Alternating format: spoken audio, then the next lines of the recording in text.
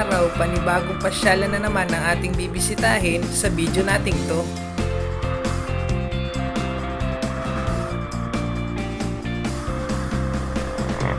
At syempre, sa pagpapatuloy pa rin ang paghahanap natin ng mga pasyalang sulit at pasok sa budget, hayaan yung dalhin naman namin kayo sa isang pasyalan sa isang makasaysayang lugar ng ating history.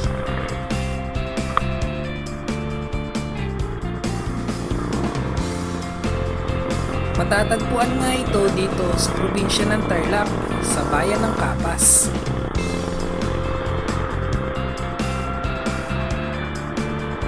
At ito nga guys yung tinatawag nilang Capas National Shrine o yung tinatawag din nilang Death March. Siguro karamihan na rin sa atin alam kung ano yung nangyari o tungkol doon sa Death March. Pero hayaan yung bigyan ko kayo ng konting idea about doon.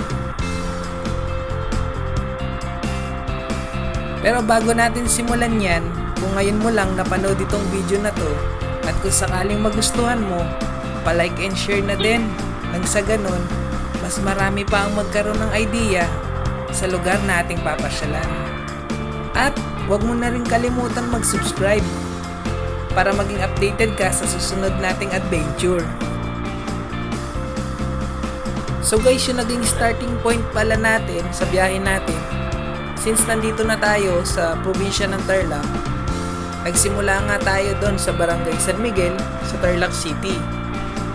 So magkalapit lang tong bayan na to, kaya hindi din ganun kalayo yung ating babiyahihin.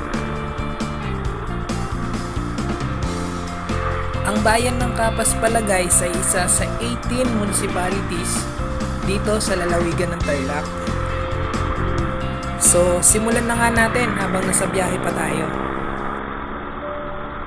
Yung Death March guys, tinatawag din siyang The Prisoners of War. Nagsimula nga ito noong ikalawang digmaang pangdaigdig.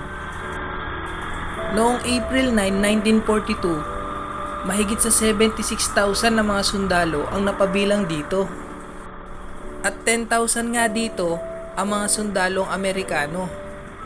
At 66,000 naman ang mga sundalong Pilipino. Ang sumuko at naging bilanggo sa mga puwersa ng Hapon pagkatapos ng ilang buwan na matinding pakikipaglaban.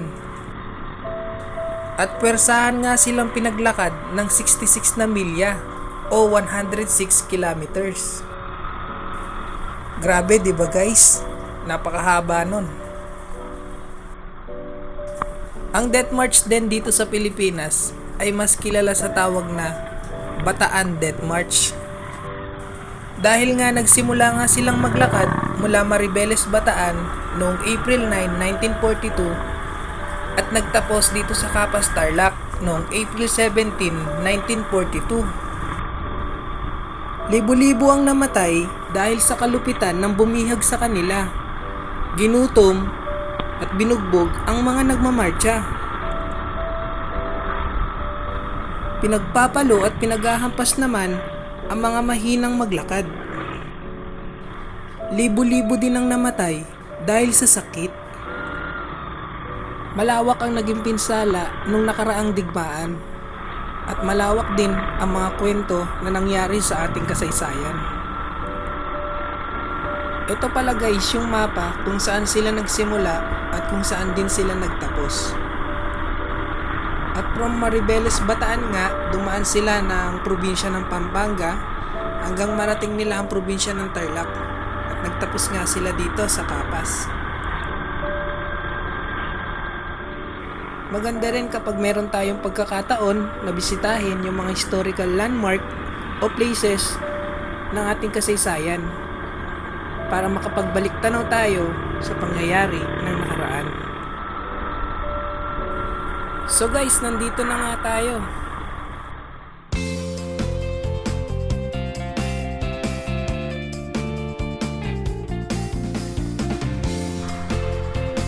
Okay guys, at welcome nga dito sa Capas National Shrine.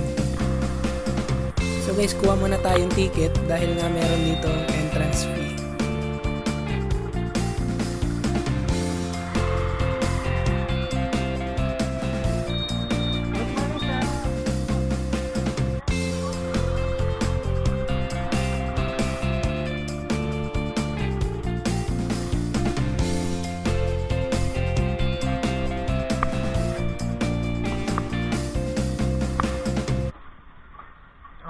sir. Pamerienda muna. Sir, sige. Thank you, sir. Salamat po. Apo. Ito pala guys is open ng Tuesday hanggang Sunday, 8 a.m. to 5 p.m. At may entrance fee na 20 pesos. Ayan nga guys, at sa halagang 20 pesos, may enjoy na natin yung nature o yung kalikasan dito sa loob ng National Shrine. At syempre, isa pa rin tong achievement na marating natin ang makasaysayang lugar na ito.